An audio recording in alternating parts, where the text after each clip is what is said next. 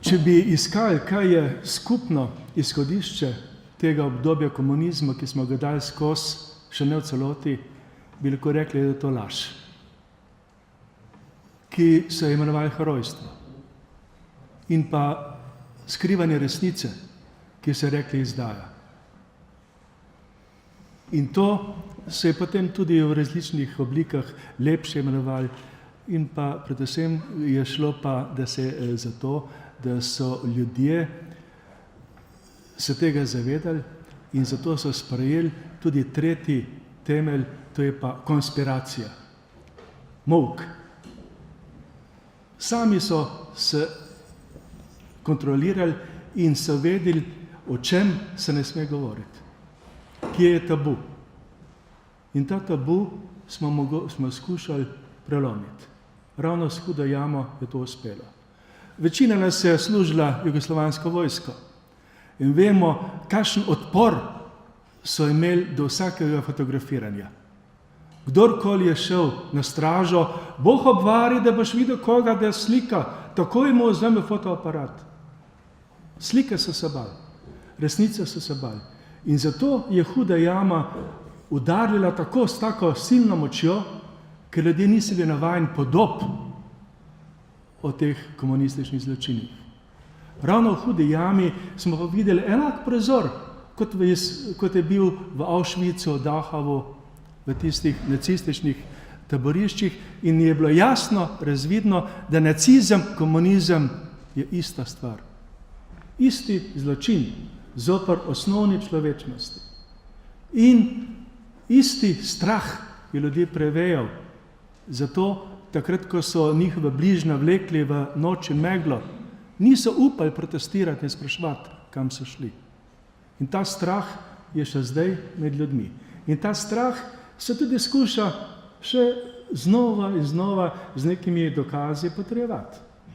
Jaz se spomnim tega svojega likvidatorja Svetlika na televiziji, ki je upal tam na televiziji javno reči v neki priliki, da mora biti likvidacija takšna, da rehabilitacija ni možna. To.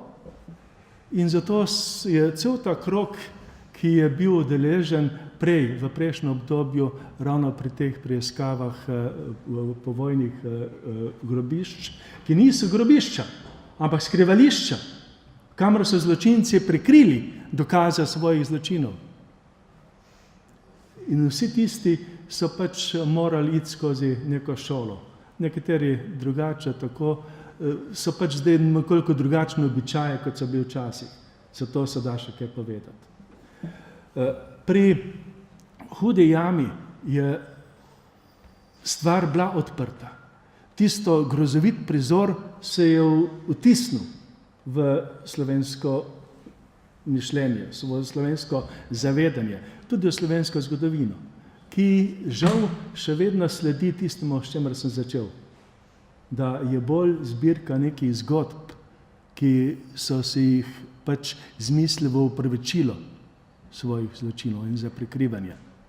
In bo treba marsikaj pri tem še napraviti. In tisto, kar drži najbolj pri vseh teh stvareh, so materialni dokazi. Če najdemo grobišče, kjer je pokopanih oziroma prikritih 1000 žrtev, se ve, da je tam bil napravljen množičen zločin.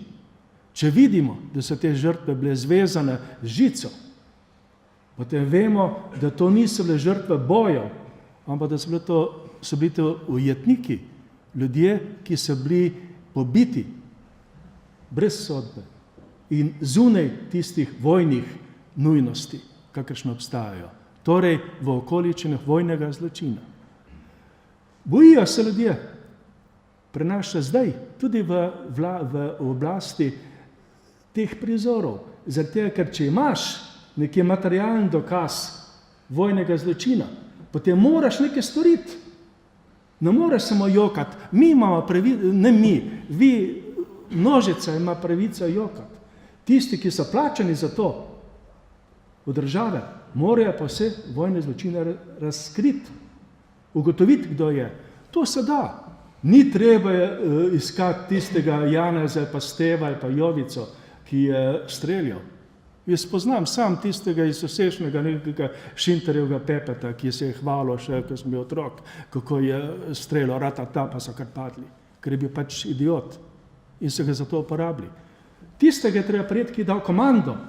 Komandna odgovornost se pa ve, se še zdaj hvalijo s tem, kakšne enote vse so vodili med vojno in še potem po njej. Ve se, kdo je bil v policiji. Imamo še arhive policijskih uslužbencev iz leta 1945. Takrat so se sicer drugače imenovali, vendar institucija je ista. Imenovali so se tako drugače. Zato se to da napraviti. Prva stvar pa je, da pridemo na nekih otepljivih dokazov, do materialnih dokazov, ki se vidijo. Zato sem pač v teh 2 letih in pol, kolikor sem opustil v te službe za vojna grobišča, je se potem itak tudi kot organizacijsko enoto ukinili, imel pač priložnost nekaj se napraviti.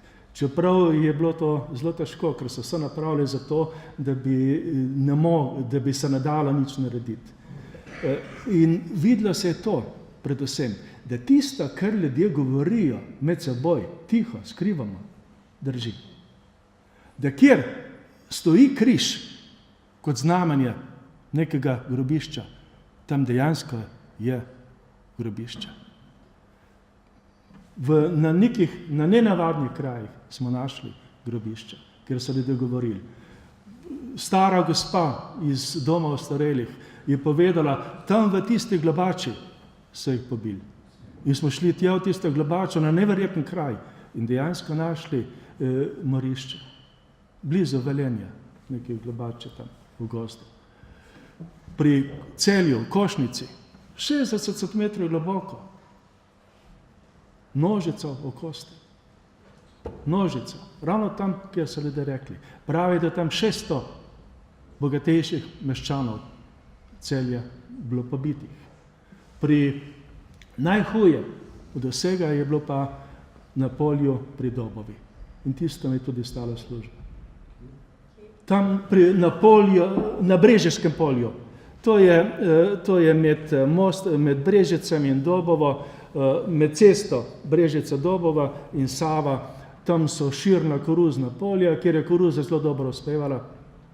In tam je zasut Tankovski jarek, kjer smo na površini 190 metrov krat 4 v debelini pol metra do 1,5 metra našli okostja. Tam gre najmanj za 3-krat toliko ljudi, kot je v Hudi jami. Tudi edino za to grobišče imamo to dokumentacijo iz tiste Pučnikove komisije, ki je v parlamentu zasliševala ljudi, ki so sodelovali po pobojih, in tam je pričanje nekega šoferja, ki je tja vozil žrtve in je videl, kako se je tam pobijali. Tako da vendar vsa ta ogromna grobišča, vsa ta grobišča po Sloveniji, ki niso tako kot v Hudi jami 500 metrov globoko sredi gore v Jašku, ki je globoko 40 metrov in kjer je rudarski inšpektor napusti delati. So pol metra globoko, so v kosti. Ne kakih tujcev, domačinov iz mesta.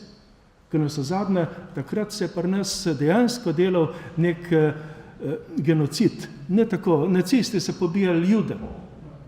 Komunisti so pobili pa vse, ki so kaj imeli. Zato, da se je dal pač to premoženje nacionalizirati ali pa posvojiti. In tisti molk, tista laž, o kateri sem govoril, je držala ves čas in branila ljudem, da bi vprašali in pa da bi vzrojili. Tako se vendar ne dela. Hvala.